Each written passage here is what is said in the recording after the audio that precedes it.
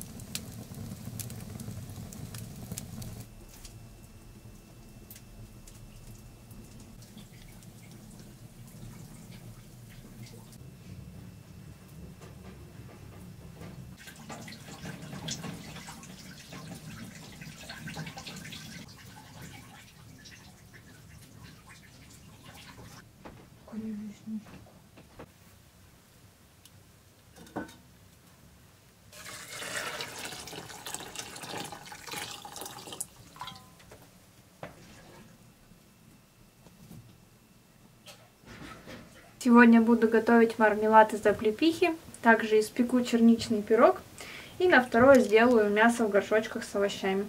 Сейчас промываем облепиху. Так, промывать будем ее в нескольких водах. Это сейчас сольем.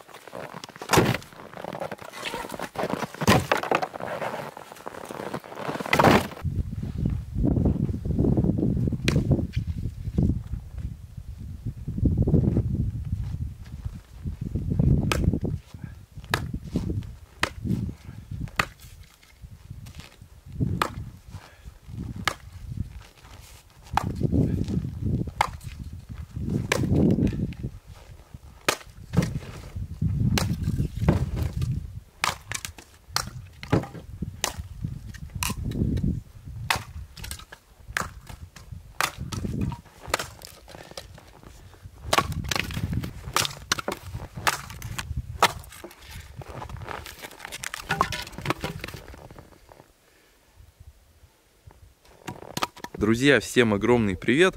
У нас сейчас стоит такая необычная погода. Небо уже высокое, весеннее, светит с утра до вечера солнышко яркое. Но в то же время стоят морозы.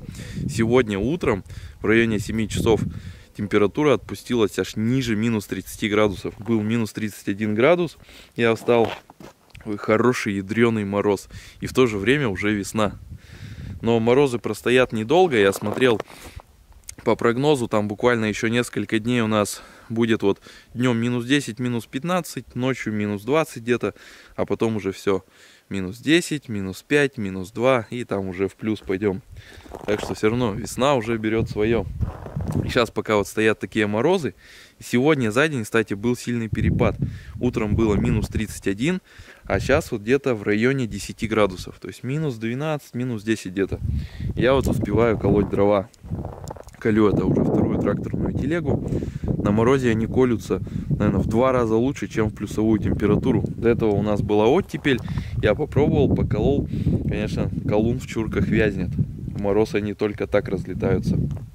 Так что вот сейчас, пока стоит холод, успеваю их колоть. Вот, расколол чуть поменьше половины телеги. Вот так вот я чурку ставил вплотную к остальным чуркам. Вот эту, на которой колю, вот уже убавилось хорошо. Но небо, посмотрите, друзья, посмотрите, какое небо. Настоящее весеннее небо. Снег на кронах деревьев не тает. То, что намело в метели. Буквально недавно были сильные снегопады. Потому что все равно морозец, хоть и светит солнышко. И с весной сразу же настроение, конечно, поднимается. Это вот после зимы. Это как глоток свежего воздуха после затяжной серой зимы. Вот эта весна. Сразу же вольно-невольно настроение лучше и на работу. И вообще просто настроение поднимается. Так, ну все, сейчас продолжаю колоть дрова. Здесь я сразу же их колю, складываю в волокуши и увожу в свой дровяник, который я освободил. Там у меня стояли холодильники, всякий хлам. Сейчас я складирую дровишки там.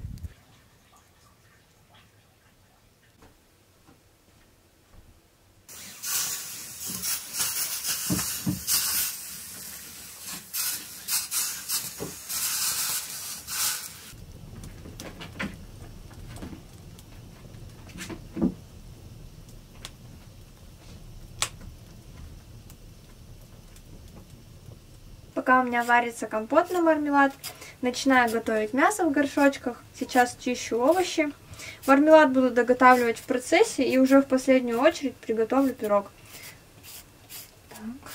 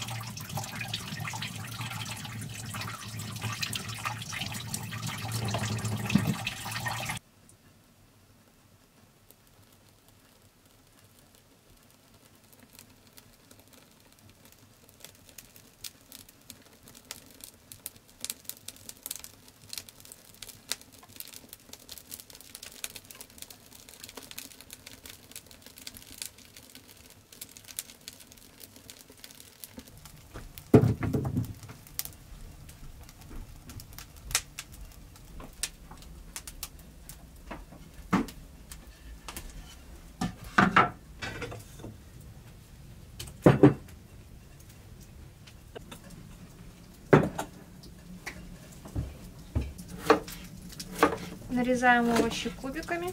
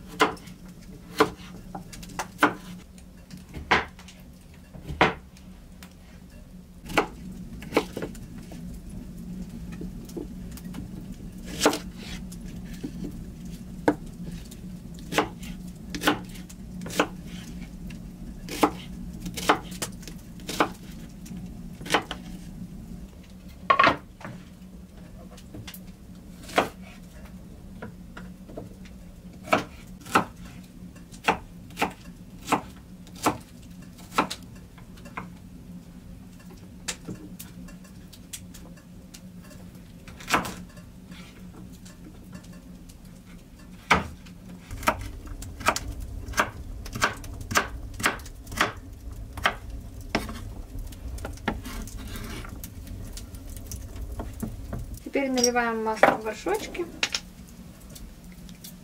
Так. Хватит. И добавляем овощи.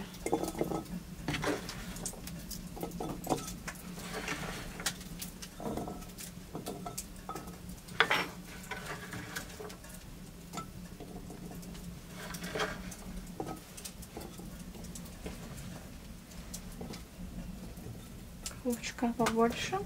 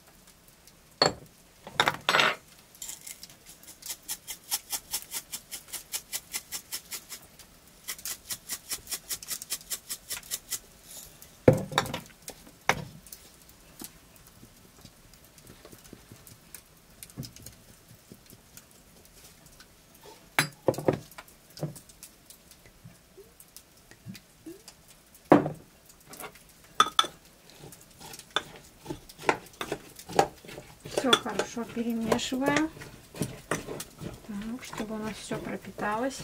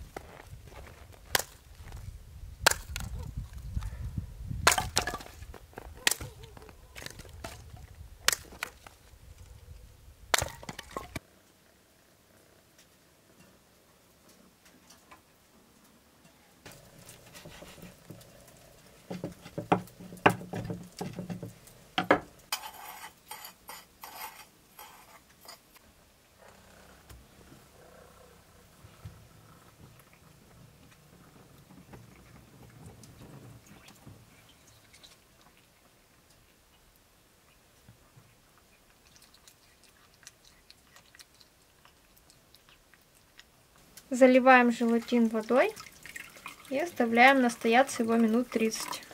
Так вот.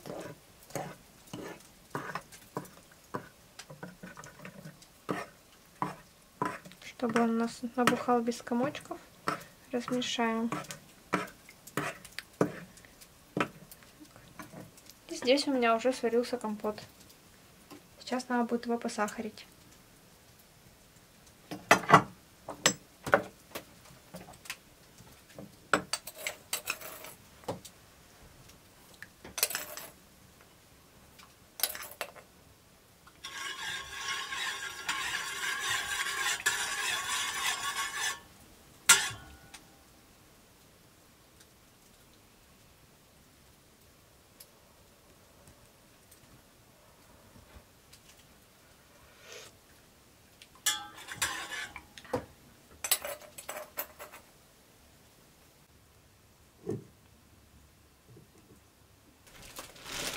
Это наши последние запасы черники и брусники в этом году. Сегодня буду использовать их на пирог. Сейчас нужно натереть масло на терке.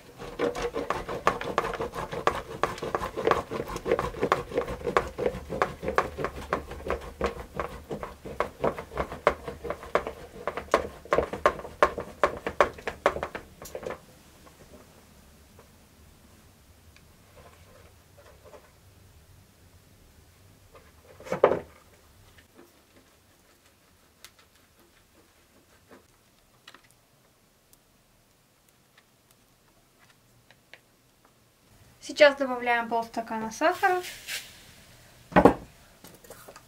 половина чайной ложки соды и муки. Нам понадобится где-то 300 грамм.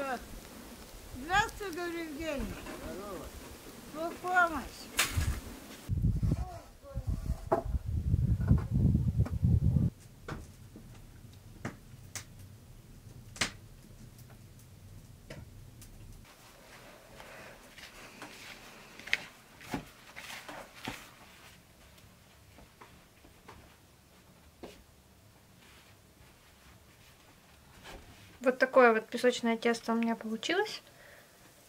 Так вот. Берем помаленьку, еще немножко наминаем и укладываем в форму.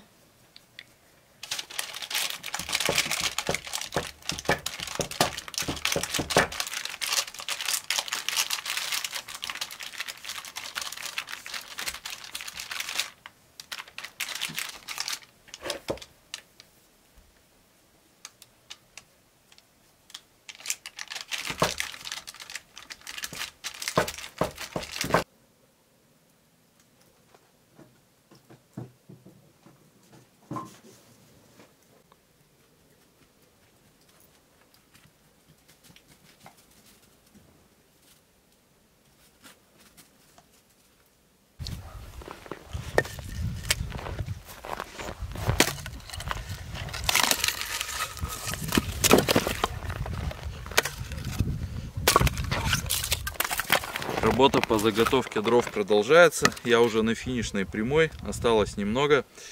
И уже начинает теплеть. Сегодня вот минус 6 всего. За морозы успел дрова исколоть.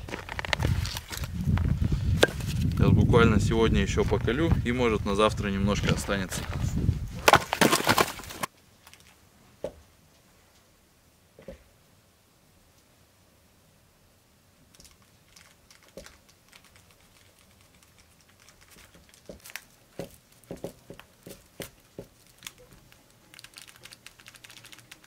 Желатин у меня набух, теперь выкладываем его в компот. Так.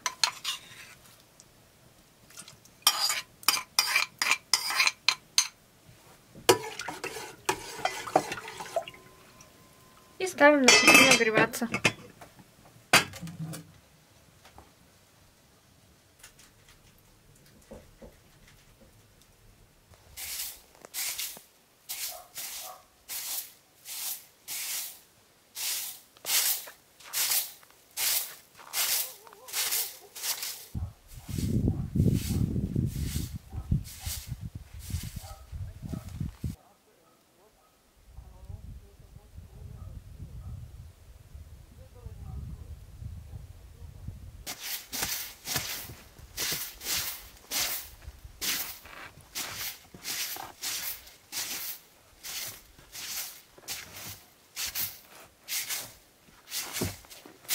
Ну вот сейчас совсем другое дело. Весь стройматериал я обмел.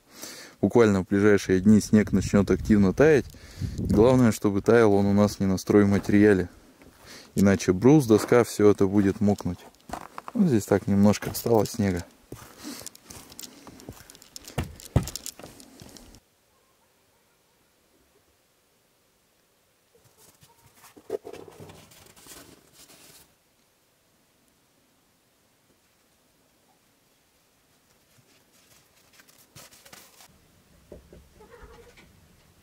Желатин у меня растворился. Сейчас выливаем наш готовый мармелад по формам и оставляем застывать.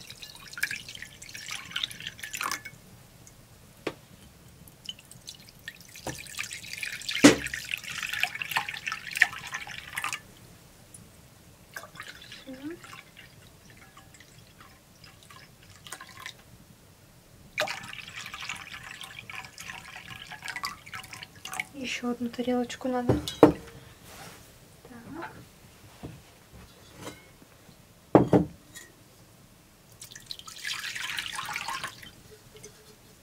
Горшочки я уже поставила в печь, но печку пока еще заслонкой не закрываю, потому что в печи много жару. Последнее 14 место уральцы смогли показать настоящий характер и занять 11-ю строчку в турнирной таблице.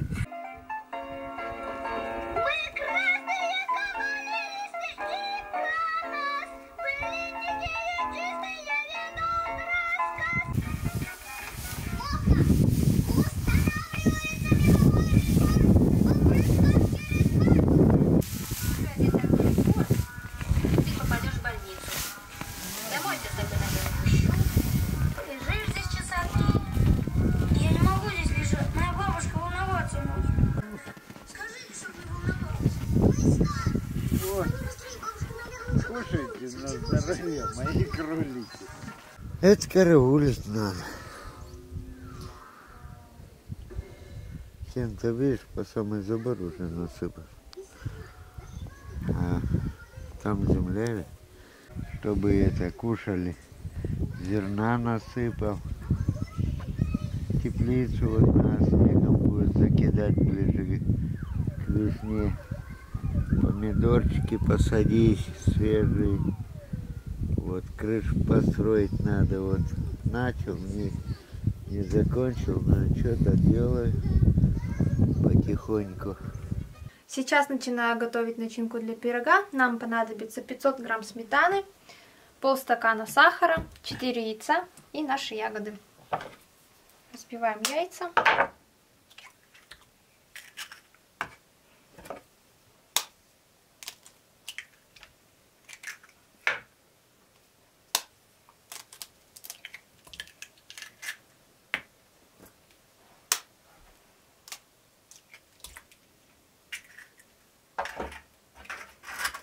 Высыпаем сахар.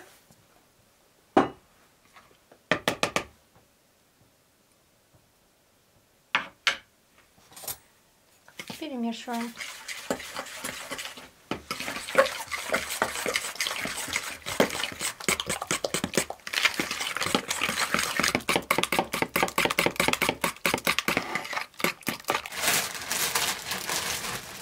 И добавляем ягоды.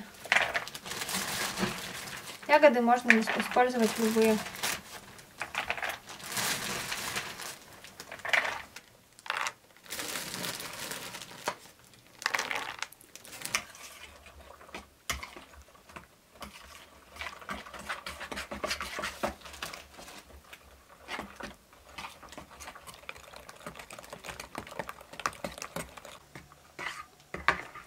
Теперь выливаем начинку.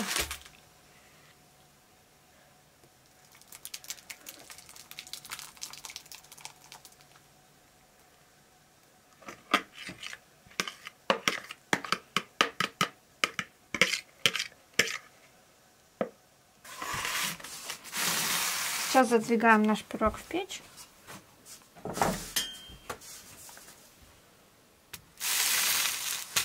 Ладненько.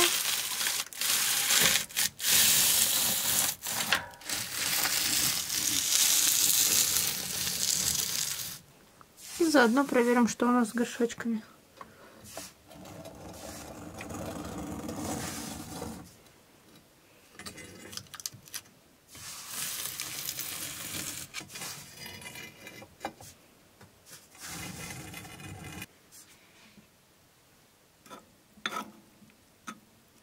Так, все приготовилось. Смотрим этот. Тут тоже все готово. И вот, наконец-то, под вечер 4-го или 5-го дня, я сейчас вспоминал, сколько я колол дрова, так и не смог точно вспомнить. Я их, наконец-то, расколол. Осталось здесь перевозить немножко. Все, дрова закончились.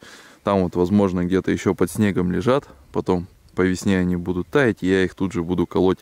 Чурку пока эту убирать не буду. Сейчас покажу, какие у нас получились запасы.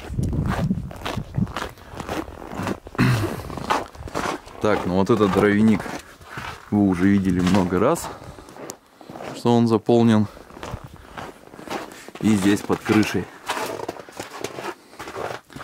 получилось 2 стены. Одна, правда, не полная. Вторая, здесь до крыши прям все заложили. Вторая чуть-чуть не хватило. Здесь у нас осталась срезка и небольшая поленница тоже березовых дровишек, которые мы используем сейчас в печке, топим.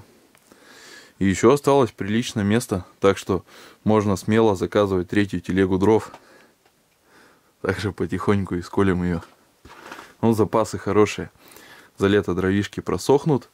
Будем их потом использовать уже, топить печки дома, в бане. В общем, дровишки нам пригодятся в любом случае. Также я во время колки дров сделал вот такие заготовки. Из них я буду в дальнейшем делать разделочные доски, но это будет не скоро. Их нужно хорошенько высушить, и сушить их нужно медленно, то есть там не на печку ставить, иначе они лопнут. потому что береза сырая. Вот, получится хорошие разделочные доски. Береза вот такая толстая. Будет проходиться рубаночком. Получатся мясные доски, то есть на них можно было даже тяпкой рубить, перерубать кости, хрящи, все, и разделывать мясо. То есть если все нормально, по планам у нас все получится, разведем тех же бройлеров, вот, разделывать их.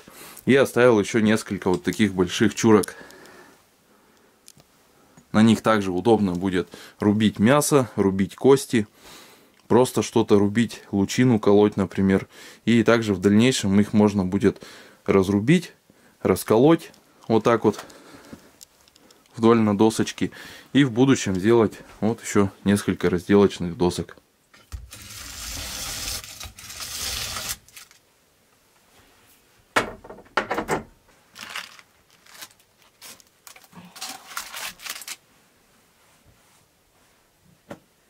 Пирог у нас остыл, немножко подсел.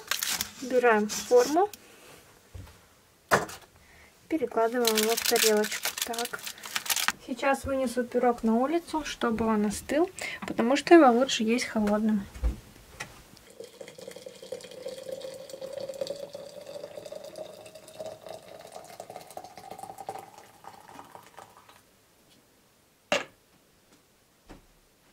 После хорошего трудового дня можно отдохнуть и вкусно покушать. Катя сегодня накрыла, можно сказать, праздничный стол в честь окончания работы с дровами. Так это будем считать. Испекла пирог, сделала мармелад облепиховый и приготовила овощи с мясом. У нас, значит, пирог с ягодами, мармелад с ягодами. Это то, что мы морозили. И сейчас надо все это уже подъедать. Но ягод осталось немного. Облепиха у нас была замороженная, там буквально кулечек. Вот, и, соответственно, у нас черника с брусникой. Черники с брусникой было 3 пакета больших, вот такие, как показывала вчера. Там часть мы побегали, отдавали. То есть, чтобы у нее уже были свои запасы, и она их распределяла. И вот часть мы себе оставили. Так что вот у нас все уже кончается. И ягоды, они с каждым днем теряют свои вот эти вот полезные свойства. Их вообще желательно съедать еще до Нового года. Ну вот, немножко растянули удовольствие, так сказать. Так, ну что, давайте будем пробовать. Начнем, соответственно, с мяса, с овощами. Тушеное, печеное мясо в печи. Это самое вкусное.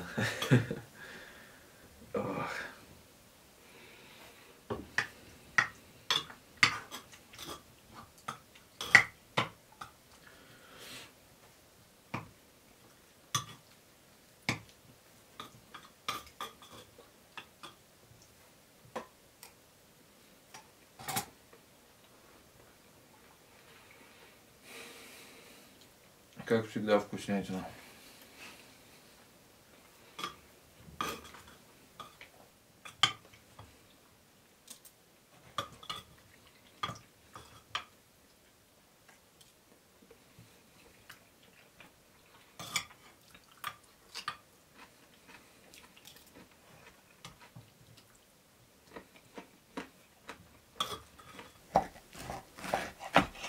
Сейчас переходим к чаю.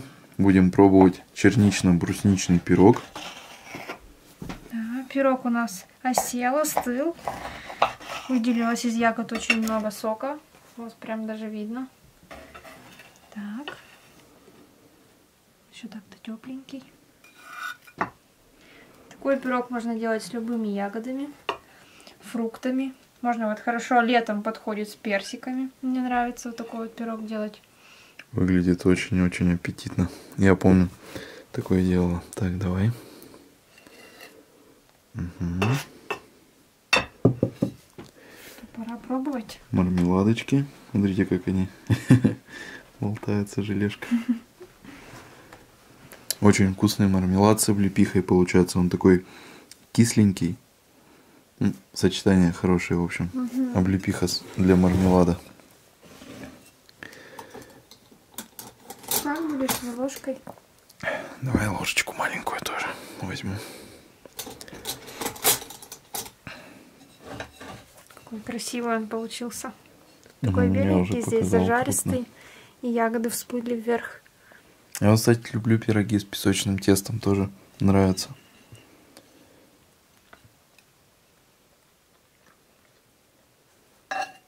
вкуснятина.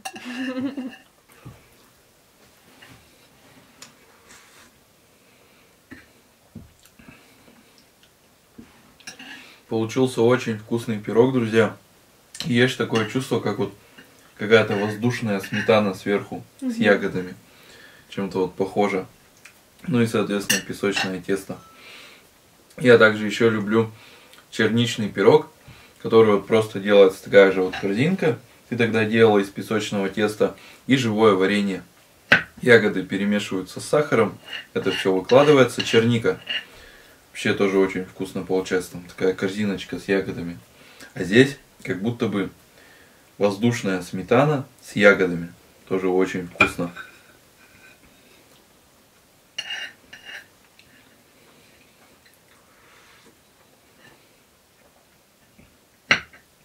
Сейчас этот пирог будем есть, наверное, дня 3. С чайком так садимся. Раз кусочек, два кусочек. Он, кстати, получился не такой сладкий. Когда с персиками делаешь, он получается такой прям сладкий-сладкий. А ягоды, тут брусника, черника, они вот эту сладость немножко забирают. Есть такая кислинка небольшая. Ну, брусника, она кислая ягода, а черника, она пресная. Такая больше. А может и завтра к вечеру уже пирога не будет. Посмотрим. И мармелад.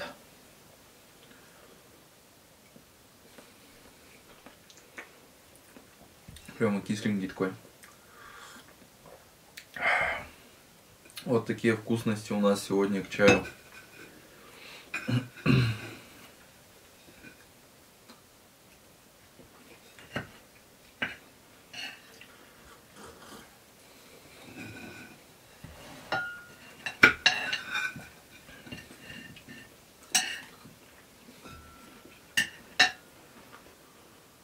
Друзья, то, что касается рецепта пирога, он будет в сообществе канала. Катя там последнее время размещает все рецепты, которые она готовит.